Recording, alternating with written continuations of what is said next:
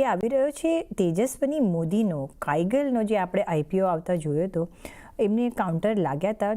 401 counter છે શું કરવું જોઈએ અહીંયા હોલ્ડ કરી શકાય આઈપીઓ લાગ્યું છે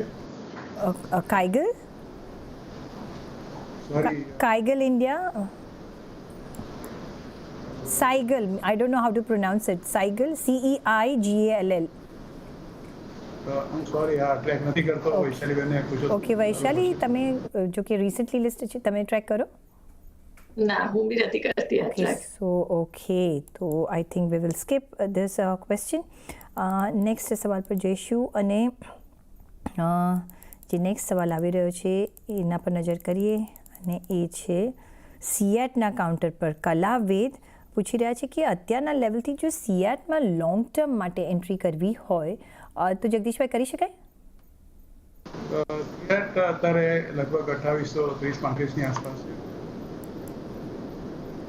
જી 2830ના લેવલની આસપાસ 831 છે અને ઓલ ટાઈમ હાઈ લગભગ 2998 એટલે કે 3000 ની આસપાસ ગયો છે રિસેન્ટલી જેનો આ ભાવ ગયો હતો company fundamentally is very good અને મને એવું લાગે છે કે જેટલા બી ટાયરના શેરો છે એ પછી સીએટ ટાયર્સ હોય એપોલો ટાયર્સ હોય કે બીજી કોઈ કંપની હોય they are fundamentally very very strong લગભગ 161-62ના EPS પર અને માત્ર 17 કે 18ના પ્રાઇસ ટુ અર્નિંગ રેશિયો પર આ શેર ટ્રેડ કરે છે આ એક શેરની ખાસ કરીને ખૂબી એ છે કે એના મોટાભાગના જે ઇનપુટ કોસ્ટ છે એટલે કે રબર જે છે એ ઇન્ટરનેશનલ લેવલથી એના ભાવ કંટ્રોલ થતા હોય છે ફોર્ચ્યુનેટલી છેલ્લા લગભગ 1 કે 2 વર્ષથી એના ભાવમાં ખાસો એવો ઘટાડો થયો છે અને એનો સીધો એડવાન્ટેજ આ પર્ટિક્યુલર કંપનીઓને થાય છે આ કંપનીમાં તમારે જો રોકાણ કરવું હોય તો સીધો સંબંધ જેટલા બી ફિગરો દર મહિને તમને જે જોવા મળે છે ડિસ્પેચીસના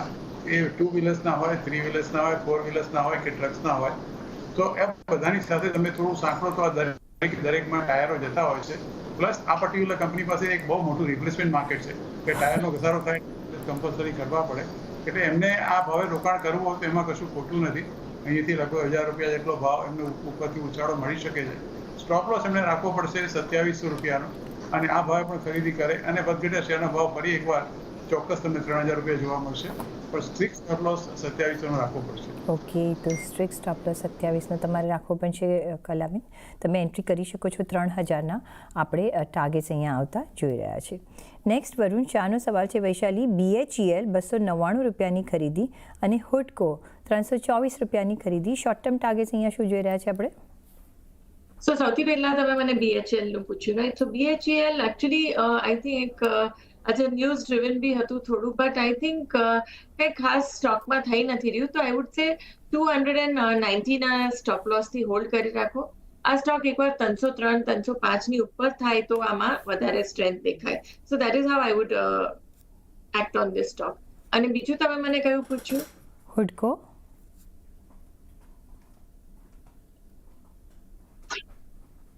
તો હુડકોમાં બી આજે એકચ્યુઅલી કંઈ અત્યારના કંઈ મોમેન્ટમ છે નહીં સ્ટોક ઇઝ અંડર કન્સોલિડેશન પણ અત્યારના જે લેવલ્સ છે so prominent support is at 270 levels so 270ના સપોર્ટથી હોલ્ડ કરી શકાય કે બાય કરી શકાય અને look for a target of 300 for okay તો 270ના લેવલથી તમે હુડકો હોલ્ડ કરી શકો છો 300 રૂપિયાના ટાર્ગેટ માટે તમે અહીંયા કામકાજ કરી શકો છો BHEL પણ તમે હોલ્ડ કરી શકો છો 290 રૂપિયાના સ્ટોપ લોસ સાથે તમે અહીંયા હોલ્ડ કરી શકો છો નેક્સ્ટ સવાલ પર જઈશું અને નેક્સ્ટ સવાલ જે આવી રહ્યો છે મહર્ષિ જોશીનો આવી રહ્યો છે BEL જગદીશભાઈ જેને આજે આપણે જોઈ રહ્યા છીએ જે રીશફલ થયું છે નિફ્ટી 50માં આજે એનું ઇન્ક્લુઝન કરવામાં આવ્યું છે કઈ રીતના તમે જોઈ રહ્યા છો BEL 275 રૂપિયાની એમની ખરીદી છે 1 યર પ્લસ માટે હોલ્ડ કરવા માંગે છે એ આ શેર ડિફેન્સનો સ્ટોક છે અને આપણે જાણીએ છીએ કે આ સરકાર પાસે અત્યારે એક આત્મનિર્ભરનું જે આખું પોતાનું એક અભિયાન એમને ચલાવ્યું છે એમાંથી સૌથી મોટો ફાયદો આ પર્ટિક્યુલર કંપનીને એટલે આ કંપનીને પણ થાય છે હિન્દુસ્તાન એરોનોટિક્સ છે કોચિન શિપયાર્ડ છે મઝગાંવ ડોક છે ઘણી બધી કંપનીઓ છે એ ડિફેન્સની અંદર જેટલા બી શેરો છે મને એવું લાગે છે કે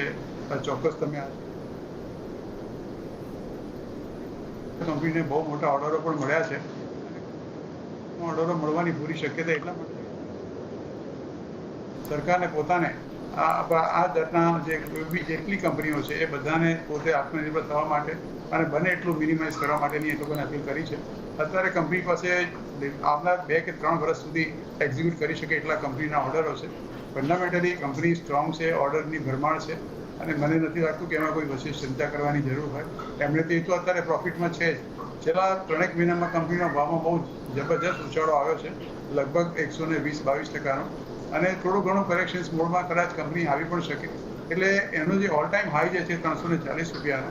એની આસપાસ એ આવે તો પાર્શિયલ પ્રોફિટ બુકિંગ કરો અને કોઈ પણ સંજોગોમાં માર્કેટમાં થોડું કરેક્શન્સ આવે અને નીચે ઘટે 50, 60, 70 રૂપિયા નીચે મળે તો ફરીવાર તમે એને લઈ લો. આ જાતનું થોડું જો તમે ટ્રેડિંગ કરશો તો અત્યારે તમારી જે કોસ્ટ ઓફ એક્વિઝિશન છે એ ખાસી એવી ઘટી જશે.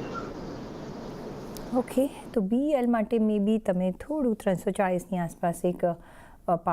પ્રોફિટ બુક કરવાની કોશિશ કરો, પાર્શિયલ પ્રોફિટ બુક કરો. નીચે આવે છે અહીંયાના લેવલથી 50-60 રૂપિયા, તો તમે રીએન્ટ્રી કરજો જેથી તમારું કોસ્ટ ઓફ પરચેઝ ડાઉન થઈ શકે છે. મહર્ષિ, તો અહીંયા એક તમે ધ્યાન રાખી શકો છો. એ સાથે જ અહીંયા